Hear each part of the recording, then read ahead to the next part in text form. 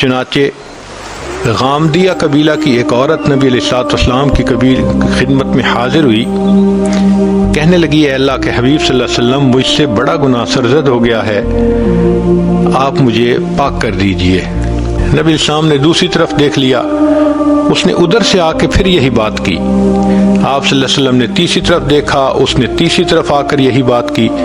جب اس نے 4 مرتبہ اقرار کر لیا کہ مجھ سے بڑا گناہ سرزد ہو گیا، تو نبی علیہ السلام نے فرمایا تجھے وہم ہو گیا ہوگا۔ وہ کہنے لگی اے اللہ کے حبیب صلی اللہ علیہ وسلم، میں حاملہ ہوں، مجھے حمل ہو گیا، اس لیے میں پکی بات کر رہی ہوں۔ تو نبی علیہ السلام نے فرمایا اچھا تم جاؤ، اور جب تمہارے ہاں بچے کی ولادت ہو جائے تب میرے پاس آنا۔ یہ عورت واپس گھر آ گئی۔ اب اس کے پاس گڈ 9 منتھ تھے۔ ان 9 مہینوں میں یہ اپنی رائے بھی بدل سکتی تھی، یہ کسی دوسری بستی میں جا کے رہ سکتی تھی، یہ چلی جاتی وہاں سے، کوئی اس کے پیچھے پولیس تو نہیں پڑی ہوئی تھی، مگر یہ اپنی ضمیر کی قیدی تھی۔ اس کا ضمیر اس کو جھنجھوڑ رہا تھا، ملامت کر رہا تھا کہ دیکھو تم ناپاک ہو چکی ہو، اب اسی حال میں اگر تم مر گئی تو قیامت کے دن تمہیں ناپاک کھڑا کیا جائے گا۔ اور حدیث پاک کا مفہوم ہے کہ جو عورت زنا سے توبہ کیے بغیر مرے گی، قیامت کے دن اس بے پردہ عورت کو اللہ تعالیٰ نہیں دیکھیں گے۔ تو اس کے دل میں یہ تھا کہ اللہ میری طرف دیکھنا بھی پسند نہیں کریں گے، میری شکل بھی نہیں دیکھیں گے، مجھے پاک ہونا ہے۔ نہ اس کو دن میں چین تھا، نہ اس کو راحت میں سکون تھا۔ یہ 9 مہینے اس نے پیچ و تاب میں گزارے۔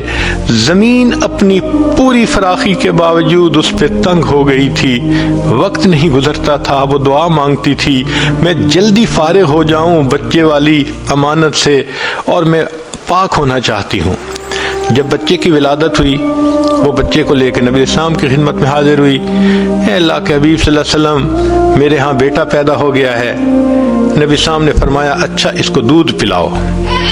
اب دودھ پلانا 1.5 سے 2 سال کا معاملہ ہے۔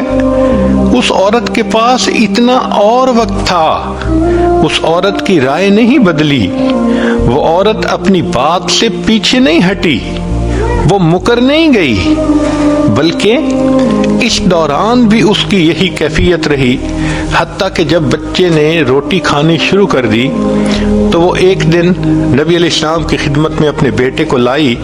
بیٹے کے ہاتھ میں روٹی کا ٹکڑا تھا۔